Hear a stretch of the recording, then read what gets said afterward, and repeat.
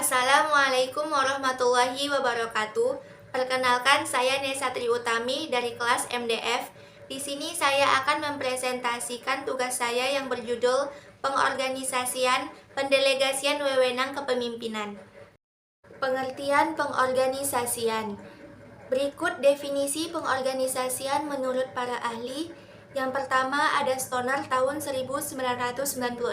Pengorganisasian atau organizing merupakan suatu cara pengaturan pekerjaan dan pengalokasian pekerjaan di antara para anggota organisasi sehingga tujuan organisasi dapat dicapai secara efisien. Yang kedua ada Tehani Handoko tahun 1999. Menurutnya, pengorganisasian adalah proses penyusunan struktur organisasi yang sesuai dengan tujuan organisasi, sumber daya yang dimiliki, dan lingkungan yang melingkupinya. Selanjutnya yang ketiga Dr. Handus Haji Malayu SP Hasibuan. Pengorganisasian merupakan suatu proses penentuan, pengelompokan, dan pengaturan bermacam-macam aktivitas yang diperlukan untuk mencapai tujuan, menempatkan orang-orang pada setiap aktivitas tersebut, menyediakan alat-alat yang diperlukan, menentukan wewenang yang secara relatif didelegasikan kepada setiap melakukan aktivitas-aktivitas tersebut. Jadi dapat disimpulkan, pengorganisasian merupakan suatu proses pengelolaan dan pembagian kerja ke dalam tugas-tugas yang lebih kecil sesuai dengan kemampuannya dan mengalokasikan sumber daya yang ada serta mengkoordinasikan dalam rangka efektivitas untuk mencapai tujuan atau sasaran yang telah ditentukan. Dalam pengorganisasian ada 4 syarat yang perlu dipertimbangkan. Yang pertama adalah legitimasi. Legitimasi yaitu memberikan respon dan tuntunan eksternal dengan menampilkan performa institusi yang dapat meyakinkan pihak-pihak terkait akan kemampuannya mencapai tujuan. Yang kedua, efisiensi. Merupakan pengakuan terhadap institusi dan penggunaan waktu, uang, dan sumber daya yang terbatas, yaitu penentuan alat yang diperlukan, pengalokasian waktu, penggunaan dana yang tepat, dan sumber daya dalam mencapai tujuan. Yang ketiga, keefektifan, di mana menggambarkan ketepatan pembagian tugas, hak, tanggung jawab, hubungan kerja, bagian-bagian organisasi, serta menentukan personel dalam melaksanakan tugasnya. Yang keempat adalah keunggulan. Keunggulan merupakan kemampuan institusi dan pimpinan dalam melaksanakan fungsi dan tugasnya, sehingga dapat meningkatkan citra organisasi yang akhirnya dapat meningkatkan harga diri dan juga kualitasnya. Dengan demikian, maka fungsi pengorganisasian dimaksudkan untuk dapat membawa organisasi mencapai tujuannya dengan melakukan penentuan sumber daya, perancangan dan pelaksanaan program, penyusunan struktur, dan pembagian peran, serta tugas-tugas yang telah ditetapkan. Pengertian dan manfaat pendelegasian wewenang. Berikut beberapa pendapat menurut para ahli. Yang pertama, menurut pendapat Dr. Handus Haji Malayu SP Hasibuan, pendelegasian wewenang adalah memberikan sebagian pekerjaan atau wewenang oleh delegator kepada delegat untuk dikerjakannya atas nama delegator. Selanjutnya yang kedua, Rapel C. Davis. Menurutnya, pendelegasian wewenang hanyalah tahapan dari suatu proses ketika kita menyerahkan wewenang yang berfungsi untuk melepaskan kedudukan dengan melaksanakan pertanggungjawaban. Pendelegasian juga dapat diartikan dengan pembagian kerja dan penugasan kerja.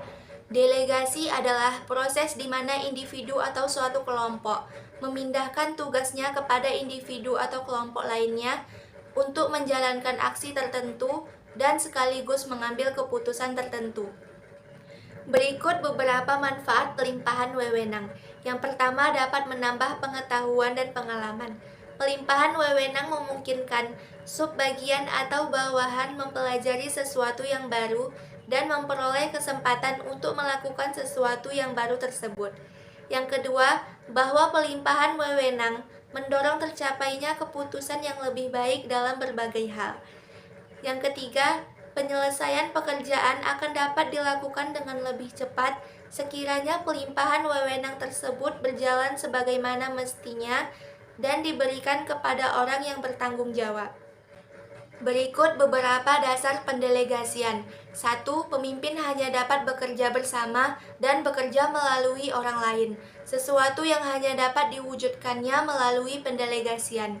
2. Melalui pendelegasian, pemimpin memberi tugas, wewenang, hak, tanggung jawab, kewajiban, dan pertanggungjawaban kepada bawahan demi pemastian tanggung jawab tugas, agar setiap individu peserta suatu organisasi berfungsi secara normal.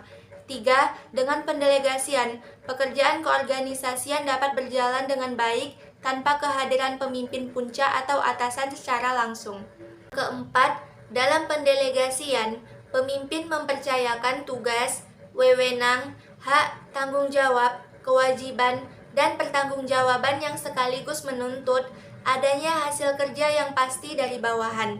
5. Dalam pendelegasian, pemimpin memberikan tugas, hak, tanggung jawab, wewenang, kewajiban, dan pertanggungjawaban yang sepadan bagi pelaksanaan kerja, sehingga bawahan dengan sendirinya dituntut untuk bertanggung jawab penuh dalam pelaksanaan kerja. 6.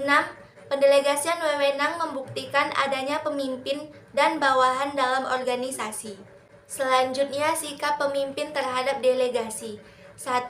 Pendelegasian hanya akan berfungsi secara efektif apabila pemimpin memahami dan mengambil sikap yang tepat terhadap pendelegasian itu.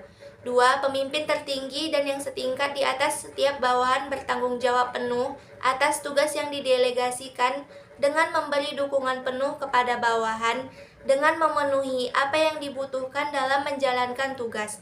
3. Pemimpin yang mendelegasikan tugas bertanggung jawab memberi kredit kepada setiap pelaksana tugas atas hasil kerja yang telah diperlihatkannya. 4. Pemimpin yang mendelegasikan tugas mutlak bertanggung jawab penuh atas sukses atau gagalnya suatu pelaksanaan kerja serta segala konsekuensi yang ditimbulkan oleh setiap bawahannya. Asas-asas pendelegasian. Berikut beberapa asas-asas pendelegasian. 1. Asas kepercayaan. Delegator hanya akan mendelegasikan sebagian wewenangnya kepada delegat jika delegat dapat dipercaya. Kepercayaan harus didasarkan atas pertimbangan yang objektif mengenai kecakapan, kemampuan, kejujuran, keterampilan, dan tanggung jawab. 2. Asas delegasi atas hasil yang diharapkan. Pemimpin dalam mendelegasikan wewenang harus berdasarkan hasil yang dilakukan oleh delegat. Tidak boleh kurang maupun tidak boleh lebih. Harus disesuaikan dengan jaminan kecakapan dan keterampilan untuk mencapai hasil yang diharapkan. 3. Asas penentuan fungsi dan kejelasan tugas. Asas penentuan tugas yang dilakukan manajer kepada bawahannya harus secara jelas disertai hasil yang diharapkan. Semakin jelas kegiatan yang dilakukan, maka akan semakin jelas delegation of authority dalam organisasi dan semakin jelas pula hubungan wewenang dengan bagian-bagian yang lainnya. 4. Asas rantai berkala. Asas ini artinya manajer dalam mendelegasikan wewenang harus dilakukan menurut urutan kedudukan seperti pejabat ke bawahan. Asas ini menghendaki adanya urutan-urutan wewenang dari manajer puncak ke bawahan. 5. Asas tingkat wewenang. Menurut asas ini, masing-masing manajer pada setiap tingkat harus mengambil keputusan dan kebijakan apa saja yang dapat diambilnya sepanjang mengenai wewenangnya. 6. Asas kesatuan komando. Setiap bawahan harus diusahakan agar hanya menerima perintah dari seorang atasan saja, tapi seorang atasan dapat memerintah lebih dari seorang bawahan. 7. Asas keseimbangan wewenang dan tanggung jawab. Menurut asas ini, besarnya wewenang yang didelegasikan harus sama dan seimbang dengan besarnya tugas-tugas dan tanggung jawab yang diminta. Tanpa keseimbangan antara wewenang dan tanggung jawab, akan berakibat terjadinya kemandekan tugas-tugas dan tumpang tindih. 8. Asas pembagian kerja. Untuk berfungsinya organisasi, hendaknya dilakukan distribusi pekerjaan, karena jika tidak, manajemen tidak berarti apa-apa dan semua tugas akan dikerjakan sendiri oleh manajer. 9. Asas efisiensi. Menurut asas ini, pendelegasian wewenang maka manajer akan lebih leluasa melaksanakan tugas-tugas penting daripada melaksanakan hal-hal yang dapat dikerjakan bawahannya. 10. Asas kemutlakan tanggung jawab. Setiap delegat yang menerima wewenang mutlak harus bertanggung jawab kepada delegator mengenai wewenang yang dilaksanakannya. Hambatan dalam pendelegasian wewenang ini bermacam-macam. Ada yang datang dari pihak atasan dan ada dari pihak bawahan, seperti wewenang kapasitas staf yang terbatas dan kurang bertanggung jawabnya atasan terhadap pendelegasian. Semua itu dapat diatasi dengan melalui pendidikan dan latihan, terutama merubah sikap dan tingkah laku seseorang. Berikut beberapa kunci pendelegasian wewenang agar efektif. 1. Kepercayaan atasan pada bawahan. 2. Komunikasi terbuka antara atasan dengan bawahan.